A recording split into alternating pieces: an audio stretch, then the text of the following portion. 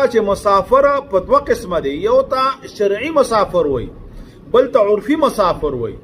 یو سره په دوبۍ کې دی، په سعودي کې دی، په جرمني کې دی، بل ملک کې دی، دا عرفي مسافر دی، شرعي مسافر نه دی. شرعي مسافر عند الاحناف هغه دی چې د 15 ورځو نه کم الته دا مقیم شي، او که چېرته د 15 ورځو نه زیات یا 15 ورځې اقامت کوي نو دا به مسافر نه شمارلی کېږي.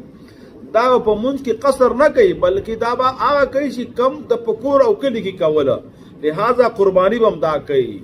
بیا برابره خبره ده که قرباني الته کوي چې کوم ځای کې ځای د اقامت د دی، او دا بهتر دی. ځکه نبی مهربان صلی الله علیه وسلم د مکې نه مهاجر شو مدینې ته، او مدینه کې اقامت اختیار کا، قرباني به په مدینه کې کوله. سره د دینه چې په مکه کې غربت زیاتو، خصوصا د فتح مکې نه بعد چې کوم انصارو او مالدار صحابه